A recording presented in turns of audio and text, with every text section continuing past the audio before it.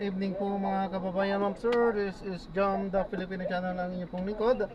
So today is October 21, 2025 at tayo ngayon ay papunta dyan yan sa may 5 Ecom Center, Harbor Tower, Mall of Asia Complex, Harbor Drive, Barangay 76, Pasay. At dadalhin po natin yan sa may Santras Solana Condominium sa may Natividad Lopez Street, corner yan ng Ayala Boulevard, Barangay 659, Ermita, Manila po yan. Okay, so magbabalik po tayo mamayang konti.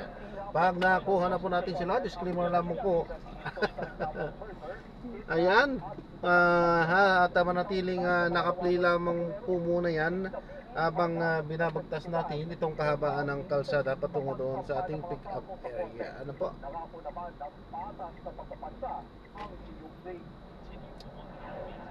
Yan, disclaimer lamang po, ang content po natin ay kalsada at hindi ang passenger. Ano po? Preliminary investigation ang mga kaanak ng mga nawawalang sabongero na puno ng pag-asa na makakamit nila ang hustisya.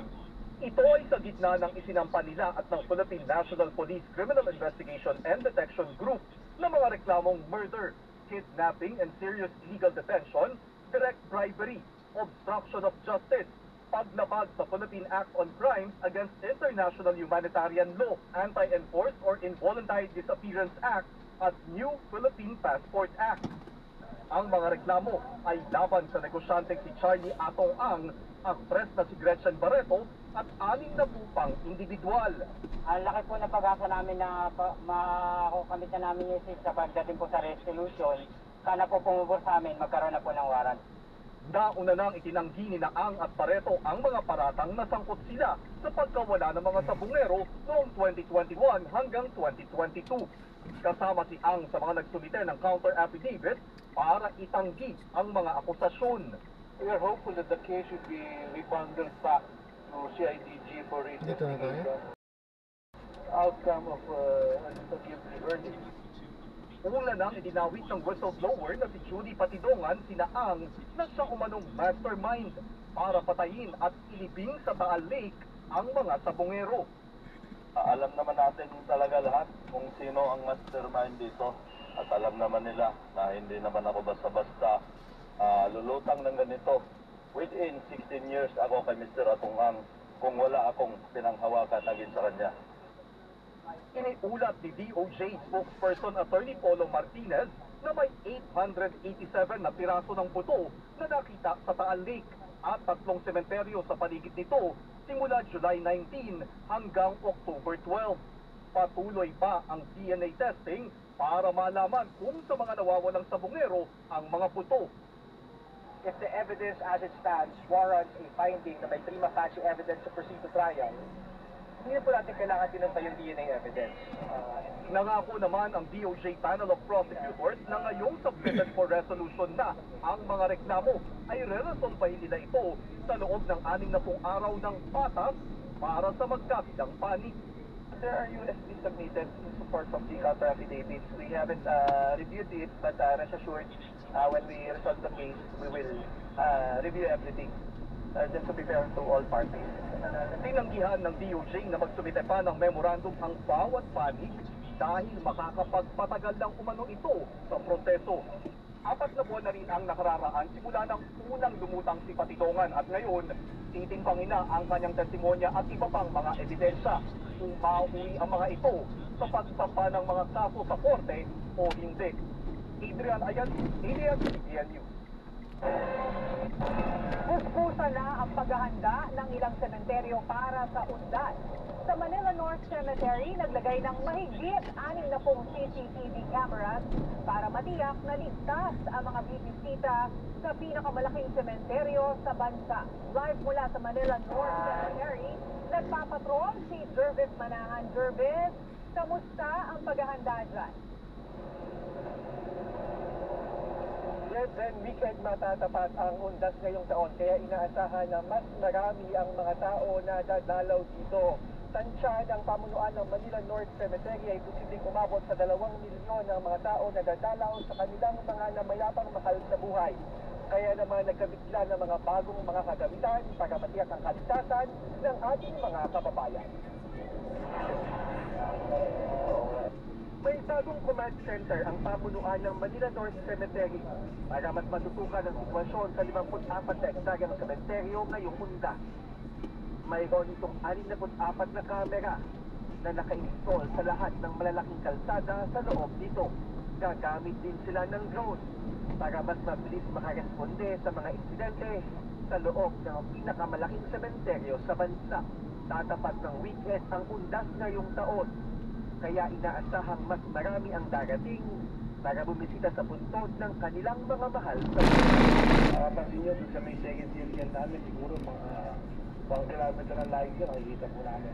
Nag-install na kami ng mga high-tech na CCTVs para ma-monitor natin, mabili natin monitor. Saka meron kami drone dito.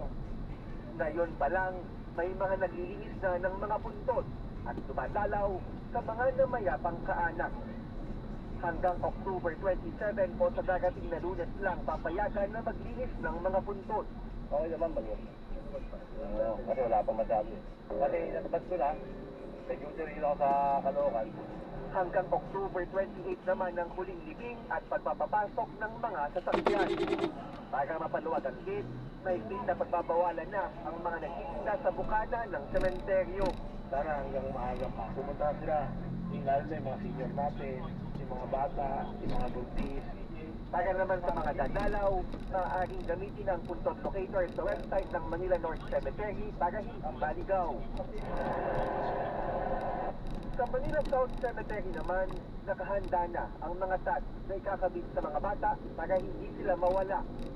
Pinalitan din ang mga CCTV doon at ila-live stream nila ang mga kuha sa kanilang social media pages para makita ng mga bibisita ang sitwasyon sa mismong araw ng undas.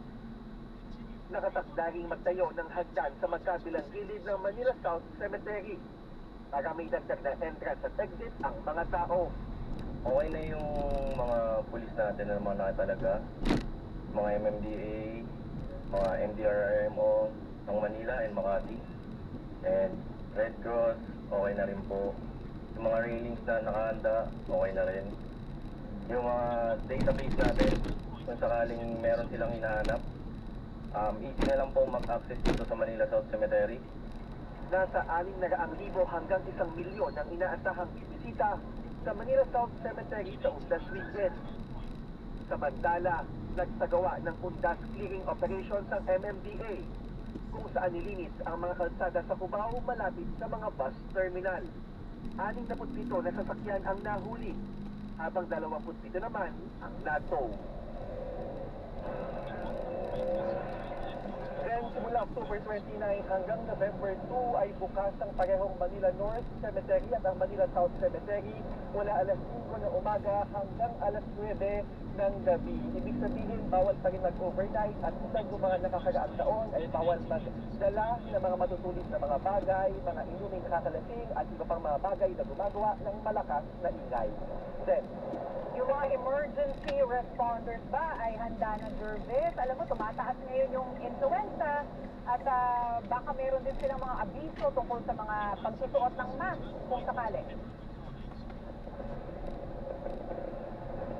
Yes, then ni-encourage nga nila yung mga tao na kung kaya nila ay magsuot sila ng mask papunta dito dahil nga inaasahan na maraming mga tao at may mga medical teams din naman na naka-standby sa mismong araw ng undas at dun sa mga araw na malapit dyan para tugunan yung pangailangan ng ating mga kababayan na dadalaw sa mga sementeryo.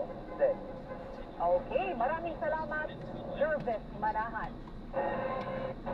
At good news naman para sa mga motorista, inilunsad na ang One RFID na layong maging magaan at komportable ang pagbiyahe ng mga motorista. Sa pamamagitan nito, isang RFID na lang ang kailangan sa pagdaan sa lahat ng expressway sa Luzon. Nagpapatrol, Dennis Dato. Madalas bumiyahe mula sa Laguna hanggang sa Northern Luzon ang negosyanteng si Andy. 2 RFID ang gamit niya. Isang auto-sweep para sa South Luzon Expressway at isang easy sweep para sa North Luzon Expressway. Dahil dito, madalas siyang malito kung aling RFID ang lalagyan niya ng load. so mahirap sa mga biyahero yung ganun. Dala-dala pa yung loloadan namin. At least kung isa na lang gastos kami. Sabi ni Pangulong Ferdinand Marcos Jr., batid nila ang abalang idinudulot sa motorista ng magkakaibang RFID sa pagdaan sa mga expressway. Minsan pa, nalagyan mo ng load yung NLEX, kaso nalimutan mo yung D-Flex. Resulta, pipila ka sa bayaran.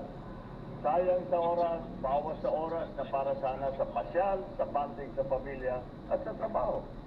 Taong 2017 pa nang planuhin ang pag-iisang gamit na lamang ng RFID sa lahat ng tollways at makalipas ang 8 taon, natupad din ito. Simula ngayon, iisang RFID sticker na lang ang kailangan para sa mga toll expressway natin sa buong Luzon. Ilulunsad din natin mga group fleet account sa susunod na taon. Para makakuha ng One RFID account, pumili kung anong RFID provider ang gagamitin at magparehistro sa kanilang website. Kapag nakarehistro na, magpunta na sa kanilang mga RFID station na matatagpuan sa mga toll plaza o sa mga gasolinahan sa expressway para mapalitan ang kanilang RFID stickers. Matapos na makapamili kung anong RFID sticker ang iyong gagamitin, kung auto strip o easy strip, tatanggalin na yan dito sa headlight at ililipat na yan dito sa windshield, sa loob yan, para hindi agad nasisira. Walang bayad ang pagpaparehistro ng One RFID at wala rin bayad ang pagpapalit ng bagong sticker. It will also give us an opportunity to check whether or not yung mga RFID stickers na nakakabit po sa mga kotse natin ay still readable. Kung ayaw na mga motorista na pag-isahin ang kanilang Dapat RFID, inano ng pwede pa rin gobyerno naman yan. Yan na yung gamitin susunod ang na mga dalawang ano dito. magkaibang RFID. Yung balance, pwede nyo pong ilipat.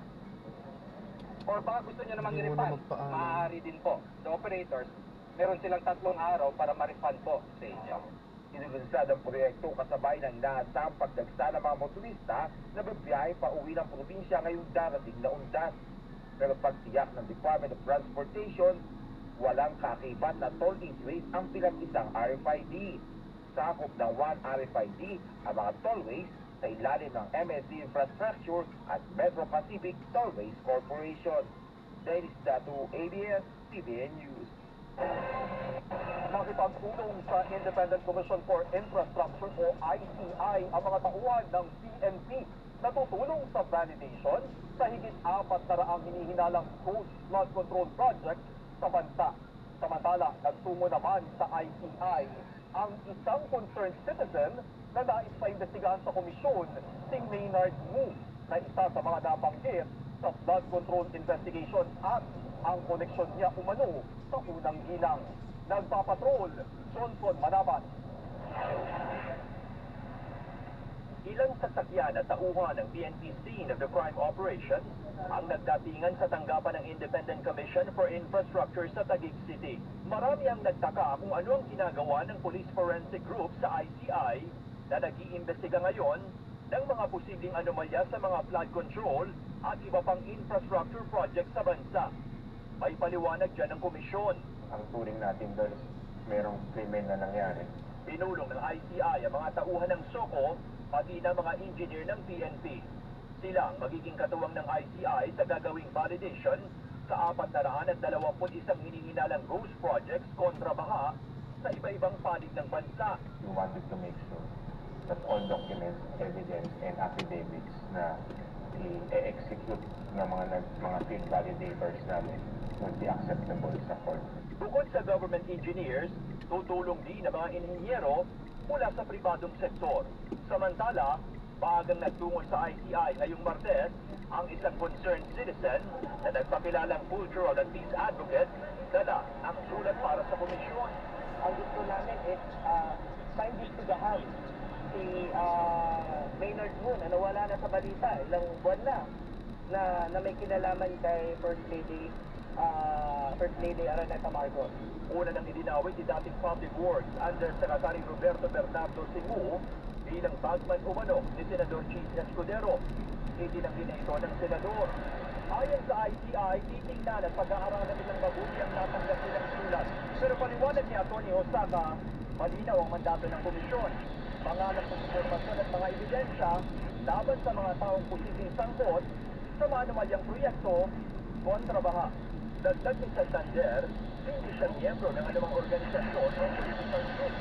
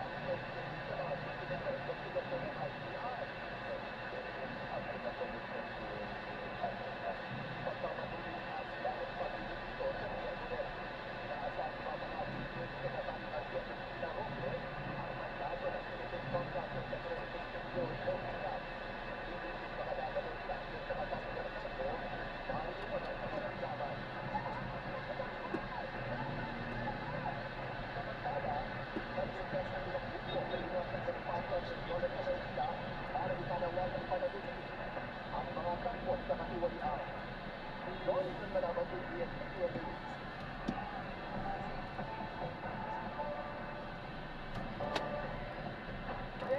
Nasaan na ba ngayon si Miss Grand International 2025, Emma Tiglao? Well, nasa Chiang Mai, Thailand si Emma Tiglao para opisyal na simulan ang kanyang tungkulin bilang Miss Grand International 2025. Pero ano nga ba ang winning formula ni Emma para makumpit ang back-to-back title? Nagpapato, Rian Castillo. Ibang klase gumawa ng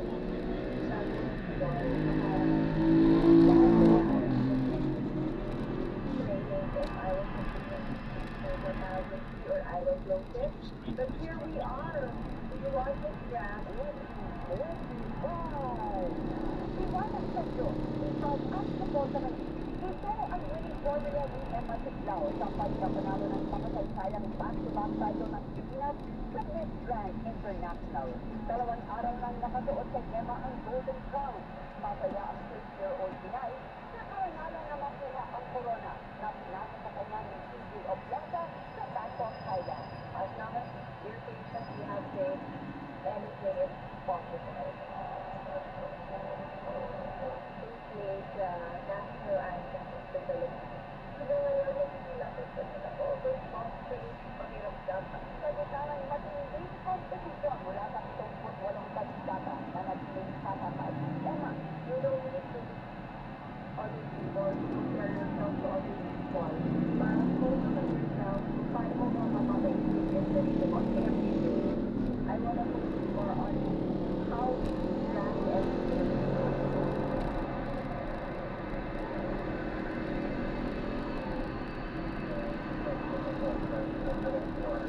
Everyone ay talagang looking for Emma. The national director, siyempre yan ang mga number one complainant. They're always telling me that it's okay if the Philippines will get the back-to-back. They don't mind. They always say Philippines deserve. Ipinunyag din ni Emma na sa gabing bago ang final, may mga binago pa sila ng kanyang team sa kanyang speech. Actually, nagkaroon pa kami na minor adjustments the night before. I really want to tackle something na nararamdaman, nararanasan ng ating kababayan para magsisimula ka sa sarili mo with your community and then sa buong lahat. Malaking tulong rin sa kanya si Miss Grand International 2024, CJ Opiata. Parang nung pagkapanalo niya, parang panalo mo. Iyak ka sa dalawa. Rehearsal pala. Rehearsal pala mo sa dalawa. She has the 4 Ps. I think that's the most important. Beauty, the strength, the body, and of course the business. You know how to talk, you know how to communicate. Parang nag-play at DJ. Bumiyahe na sa Chiang Mai, Thailand si Emma ngayon bilang umpisa ng maraming biyahe na gagawin niya bilang Miss Grand International 2025. Sobrang thankful rin si Emma sa pambihirang suporta na nakuha niya mula sa mga Pinoy at pati sa mga Thai. Thank you very much from the very bottom of my heart. Without you guys, this back-to-back history wouldn't be possible. Excited si Emma sa balita mula kay Miss Grand founder Nawati Saragikil na makakapag-host siya ng ilang events sa Miss Universe pageant na gagawin din sa Thailand sa Nobyembre. Sa Yan Castillo, ABS-CBN News. Sa pagbabalik ng TV Patrol, 2 akyat bahay na sa kote matapos maiwan ang kanilang motorsiklo. 2 sawa sa Alpayong City abay kumain ng alagang manok at pusa. Abangan ng iba pang mga nagbabagang balita sa pagbabalik ng TV Patrol. Magbabalik ang TV Patrol sa DZMM. Ang programang ito ay natin sa inyo ng Flemex Forte Syrup and Capsule. Maluwagang paghinga, tunawang flema. Basta lagundi, Flemex. Single Plus and International Series Philippines. 2 days to go before the tee-off. International Series Philippines is brought to you by Single Plus. Single Tataya, just sa panalo. Get ready. Celebrate. The biggest names in the world of golf are set to wow sports fans. Internet, Philippines, presented by Bingo Plus. Stay tuned for 23 to 26 at the prestigious Santa Elena Golf Club. It's more than golf. Enjoy headline concerts, live music, and interactive fan experiences. Tickets are available now at SM Tickets with free entry on Thursday and Friday. Don't miss this ultimate celebration of golf. International Series Philippines is presented by Bingo Plus. Gambling for 21 years old and above only. Gambling can be addictive. Know when to stop. Número 1 sa aksyon. Ang oras, 2 minuto bago mag-alas 7 ng gabi.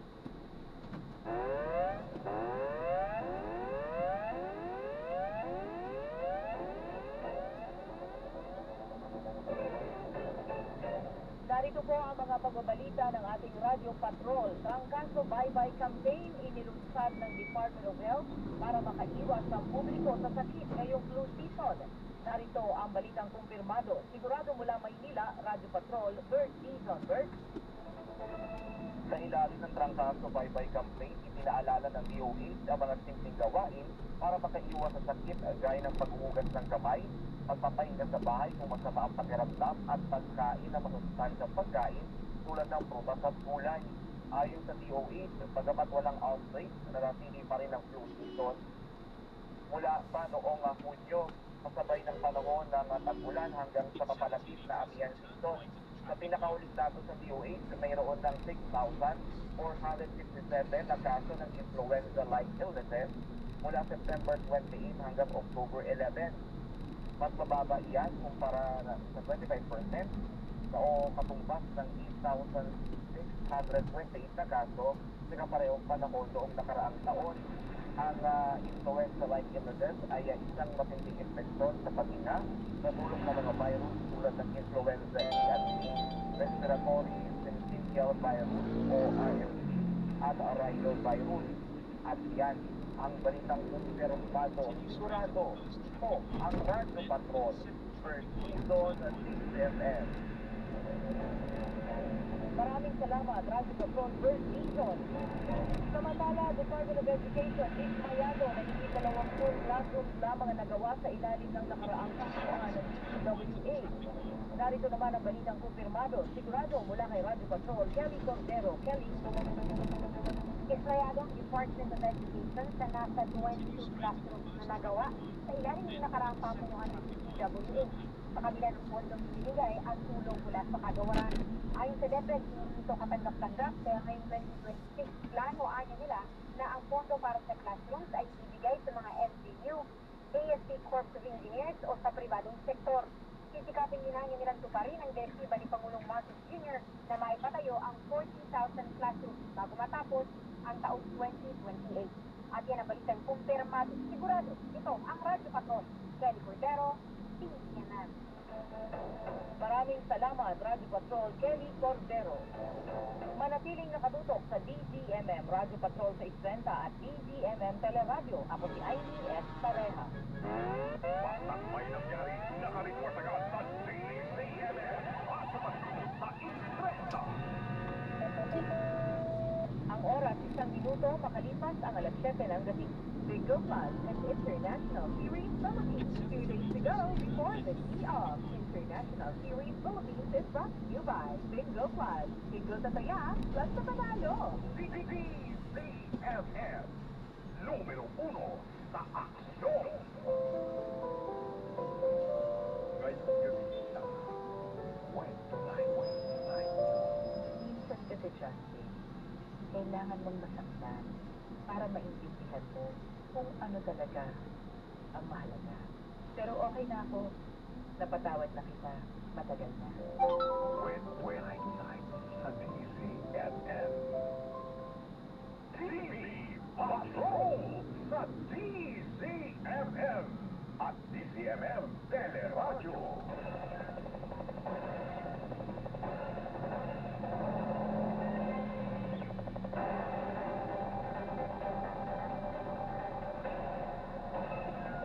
Sabol sa CCTV ang panluloob ng 2 kawatan sa bahay sa Teresa Rizal.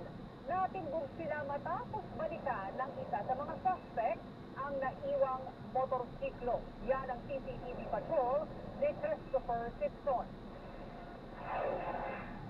Kita sa CCTV ang dahan-dahang pagpasok ng dalawang nakasombrerong lalaki sa isang bahay sa barangay Maytiba, Rizal, Sabado ng madaling araw. Pero makalipas ang halos 10 minuto, kumakalipas silang lumabas dahil nagising nila ang mga tao rito.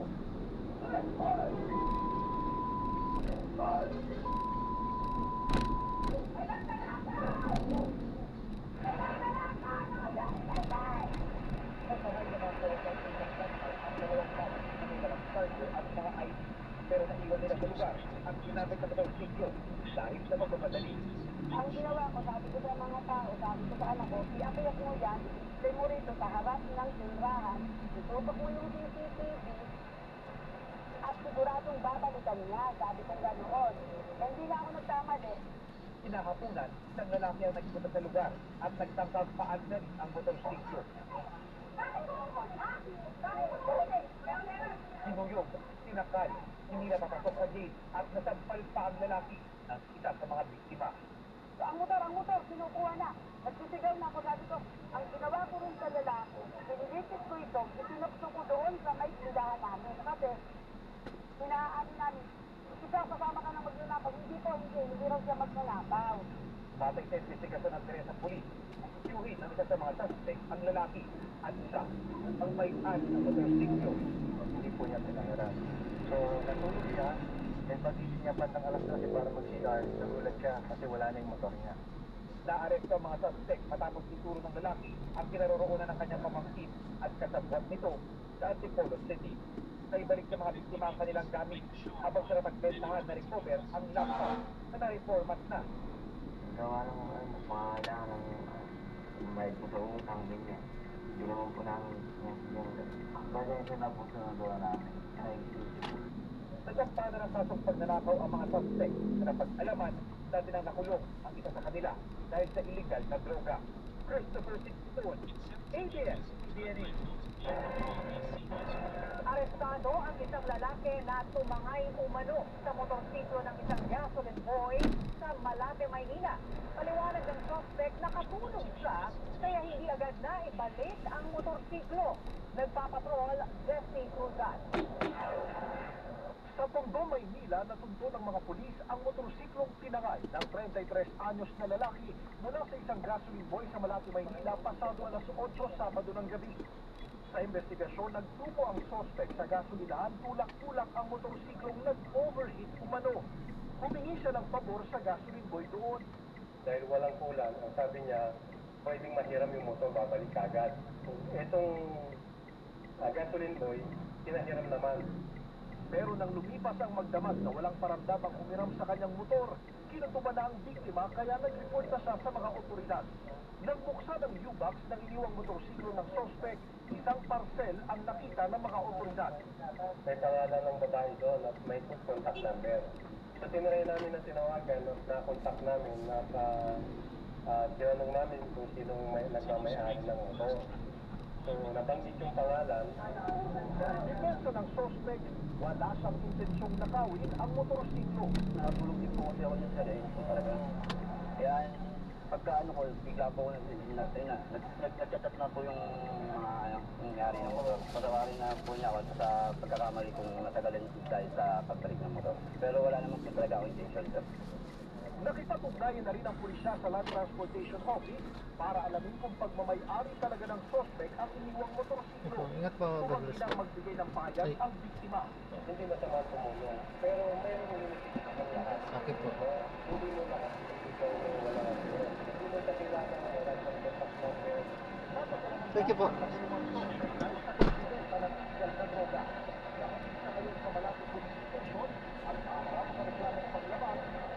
Anti-carnapping law.